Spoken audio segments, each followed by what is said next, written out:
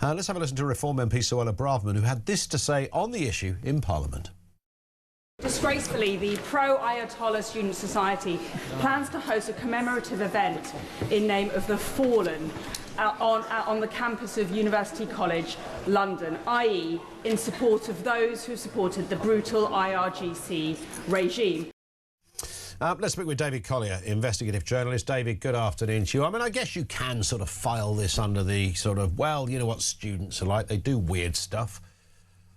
Well, only if you are really, really naive and generous, yes. Well, and want to ignore what's taking place on our campuses nationally. Agreed. And they're not the only. They are the only student society that are holding a commemorative event, but they're not the only one that have posted, you know, commemorative messaging. There's quite a few of them have done so, and it's. I mean, look, it's an absolute disgrace that we've got these kind of. It's an event taking place in London, on a campus that's mourning this monster who's literally just slaughtered thousands of his own civilians. Yeah. You know, I mean, absolutely crazy that we allow this to go on. Well, you do wonder. I mean, I know universities are, you know, they're very strange things. The only place where a bloke in a corduroy jacket with a bad beard can convince you that Stalin was a good bloke. You know, it's you get this kind of, from lecturers to the students themselves, this strange, pervasive kind of way of thinking, this odd upside-down analysis of history and events, and perhaps it's in there. But I would argue, and I'm sure you would perhaps concur with me here, David, that actually this kind of goes beyond, you know, a bit of left-wing thinking. This is actually quite dangerous.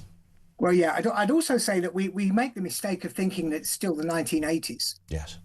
You know, where yes, of course, we know this goes on campus. So you'd have this isolated campus, and you'd have a guy come up, and he's a bit of an activist, a bit of an extremist. He'd be on this campus for 3 or 4 years, and he'd move on.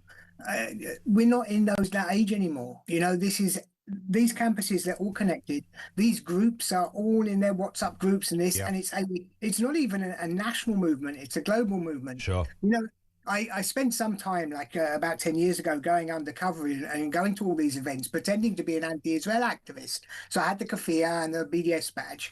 And I went on a few of these BDS boycott, divestment, sanctions, you know, the movement that's trying to isolate and destroy Israel. Yeah. I went to a few induction events. And they had us in a room. It was, I can't remember if it was the KCL or the LSE in London, had about 80 of us in these round tables talking. And they gave us an instruction. And they said, the first thing you need to do is lobby your university to create a scholarship system to bring Gazan refugees over to the UK. Okay. This is, I mean, think about it. This is an organized movement trying to, because for them, it embeds the extremism. Of course, if they can bring one over, it's not somebody who disappears after 3 years. It means they constantly have these extremists on campus. Yeah. And these are organized campaigns that are basically radicalizing our campuses. Indeed. I was earlier when I mentioned this story and sort of fed it in with a couple of others, the Al-Quds demonstration, which takes place on an annual basis with a similar sentiment. Let's be honest, these are essentially anti-Israel demonstrations. And then I could hardly believe it, maybe not surprising, the father of the Scottish Labour leader, Anas Sawa, his old man, Mohammed, who used to be a Labour MP for Glasgow. Now, this isn't a man speaking in Punjab. This is a guy who used to speak for Glasgow, for God's sake. He's also mourning the loss of the Ayatollah, calling him a martyr. Now, these people live among us. You know, they are from students to clear politicians. This would be one of those areas where, and look, people love or hate Donald Trump, but if this was in America, you can imagine a press conference at the Oval Office and what his response would be. Whereas I think Keir Starmer or Sadiq Khan's response would just be, diversity is our strength, and that's where it would end.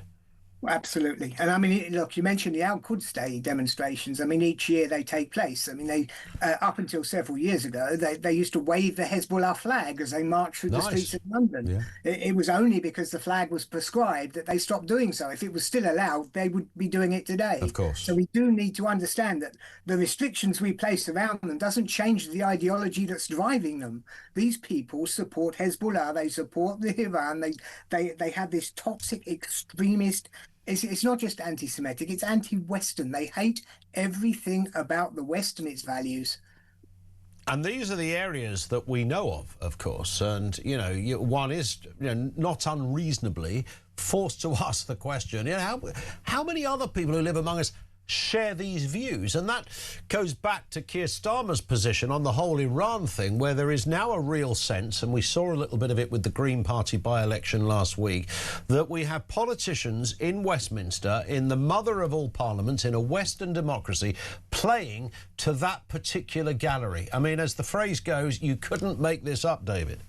No, you couldn't. And look, it's not a mistake in the making of just a year or 2 years. Yeah. This is decades in the making. We in the UK, we made a massive mistake by focusing only on violent extremism, completely closing our eyes to non-violent extremism, which Correct. effectively creates the pathway for the violent extremism that we eventually see on our streets. So you're right. I mean, we have no idea of the depth of extremism that is actually on the streets, people walking amongst us. Yeah, spot on. I doubt whether the demonstration is likely to be banned. There's a few MPs, those that can be bothered, has shouted out and said, oh, we don't think this is a good idea. Curiously, there's some Labour MPs who've questioned it as well, given what's going on. But again, I know, look, protests, and that's a whole issue that we all protect. You don't have to like the cause, so it sort of challenges all a little bit on that one, I suppose.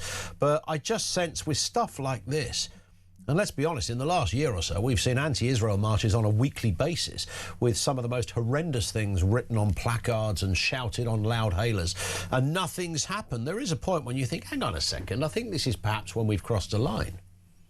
Yeah, and it's also, I mean, yes, people have the right to demonstrate, but even if there are no absolutes, there has to be a point where you turn around and say, you know what, these people are closing down London every week or every other week, and they are costing an absolute fortune to police it. Yeah. So you give them the right to do it, fair enough, but how long and for, I mean, you cannot let them on the streets every day, and you certainly cannot have this kind of extremism, because it feeds extremism into the veins of mainstream society. 100%.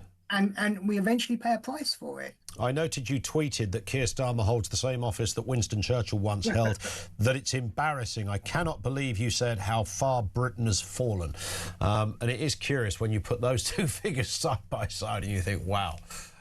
Well, it is. I mean, look, I mean, my father, served in the army. My grandparents did as well. And you look around at what has happened to the stature of the nation on a global stage, and it really is. Embarrassing is probably the best word for it. You actually also added we would be better off with a womble, which I thought was a rather nice way. I won't ask which womble, because I quite liked them when I was a kid, but don't want to get too loved up on that one. David, great to have you on. Fabulous stuff. David Collier, the investigative journalist, with us on the programme.